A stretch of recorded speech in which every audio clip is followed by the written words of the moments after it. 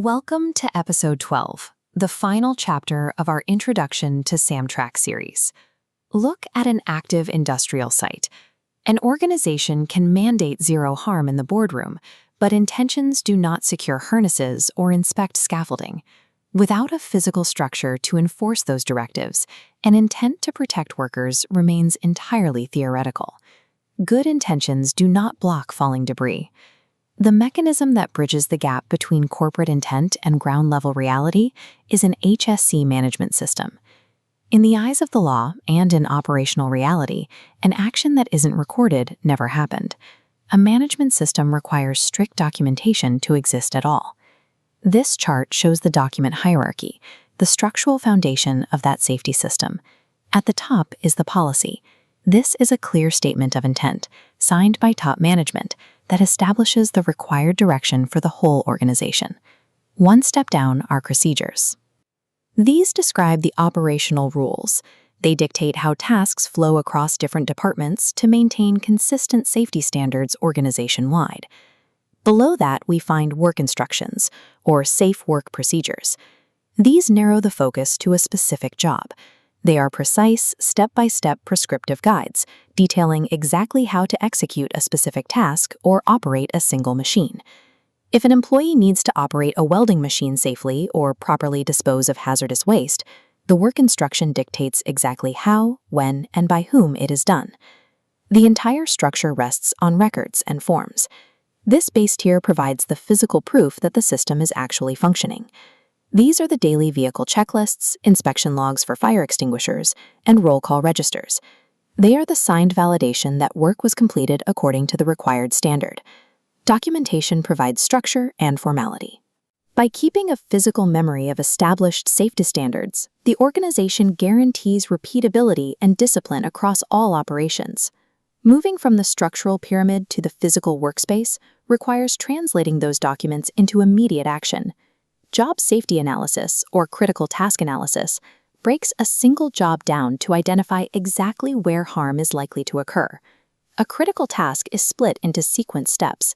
Investigators pinpoint the specific loss exposures associated with each step and mitigate them by applying controls. These controls follow a strict hierarchy, attempting to eliminate the hazard first, then substituting it, applying engineering or administrative controls, and relying on personal protective equipment only as a final resort. Securing a harness for working at height, for example, is broken into specific phases. The JSA isolates the risk at each phase, from inspecting the anchor points to locking the carabiner, before the worker ever leaves the ground. For highly hazardous, non-routine tasks, the ultimate operational control is a work permit. A permit is a hard stop. It forces an authorized person to physically verify that all precautions established in the JSA are actively in place before any work begins. A hot work permit is required in combustible areas to control ignition sources, like a spark flying from a grinder. A cold work permit manages environments without fire risks, but with high danger, like confined trenches or silos where toxic gases or low oxygen levels threaten anyone who enters. By analyzing the task steps and forcing a physical verification of safety measures, these proactive tools isolate the risk so effectively that an injury never has the chance to materialize. But controls can fail or be bypassed. When that happens, the proactive system breaks and the organization must react. A sudden misplaced load forces a driver to sharply swerve. The vehicle destabilizes. Heavy equipment hits the floor. This is an incident, an undesired event occurring because necessary HSE controls were missing or failed, resulting in injury or damage. If the forklift tips but nothing falls and nobody is hurt, it is a near miss. A near miss is simply an incident waiting to happen. It demands the exact same severity of response. Reporting the event alerts the management system that a failure occurred. Investigating the event diagnoses why the system failed. The core objective of an incident investigation is to establish the sequence of facts: who, what, when, how, and most crucially, why. The immediate first step is securing the scene to prevent further harm. Next is the data collection phase. Investigators interview everyone involved, capturing detailed notes, sketches, and photographs. The investigation then moves into analysis. Finding the direct cause, like a driver making an error, is insufficient. Investigators must identify the indirect causes. This leads to the root cause.